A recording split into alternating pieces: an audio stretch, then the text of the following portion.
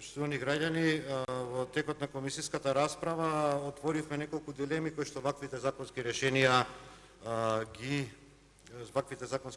отвараат во праксата и мислам дека надвор беше од расправата која министре вие кажавте да, мојата дискусија беше издржана и во право дека сме во право и дека вака понуденото решение може да роди големи аномалии.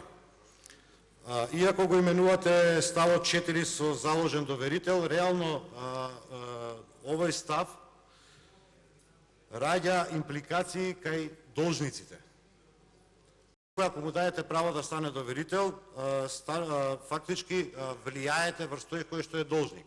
Со вака понуденото решение, должник може да стане било кој кон определено трето лице без тоа да го знае. И тоа мислам дека го дискутиравме на комисијата. Не дај Боже, некој пратеник да има издадено некаква си меница некому и може да му биде таа обврска пренесена кон трето лице без колегата да биде запознат со таа ситуација. И бидејќи јавноста не е толку стручна за да разбере, значи овдека не е предвидено посебно овластување за таков вид на пренос на обврзница или хартија од вредност или меница, а ќе го ставиме во правниот систем.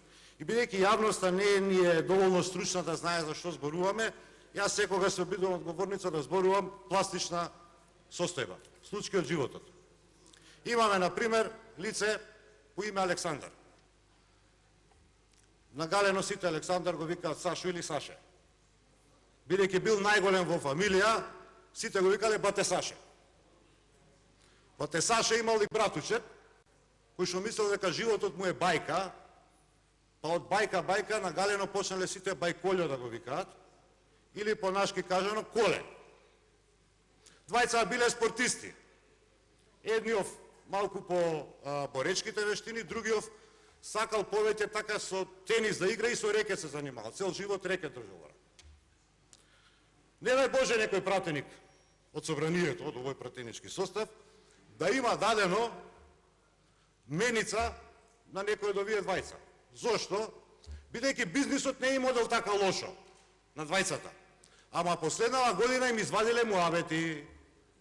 Им ги извадиле муабетите и бизнисот почнал да пропаѓа. И сега се плашат да си ги задржат своите позиции на пазарот. Со ваквото решение вие овозможувате на некое трето лице непознато во моментот за нас, што може и да е правно лице. Не дефинираме дека е физичко лице, така? Може да е правно лице од екзотични острови, од Белизе, од таму Доминиканските острови, Карибските острови, може да е правно лице од Швајцарија, од Логано, од офшор фирма некоја, може да е од Чешка, одеднаш да стане имател на правата на трето лице, не дај Боже пратеник, кој што има обврска према овие двајца од X причини. И човеков ќе стане должник према некоја си фирма екзотична од Белизе, без да биде свесен за таа состојба. Или треба да предвидиме посебно овластување, за да знае и нашиот колега кога е издавал меницата, дека тоа може да биде пренесено према трето лице, или треба ваквото решение да го повлечеме. Затоа што кога давате статус на заложен доверител, стварат импликација кај должникот. Благодарам. Благодарам, председателе. Јас само би искоментирал дел од говорот на мојот колега Петар Шилегов, каде што проба да ни кажува убави приказни и на еден начин со тоа докажува дека освен за кажување на приказни, за друго, како политичка партија не ги бидува, за пишење на програми и за реализирање на тие програми. Значи, ако со приказната сакаше да си ја ишка муват од капата, тогаш тоа е во ред. А се друго е настрана од конкретната тема. Благодарам. Господин Шилегов, Петър има контрреплика.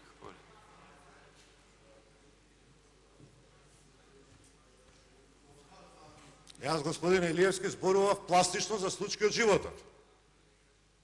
Каде вие се препознавте у приказката? Нити се викате Саше, нити се викате Колјо. Третата хипотетичка личност за која што зборував е издавател на меница. Да не се искате мувата од капата.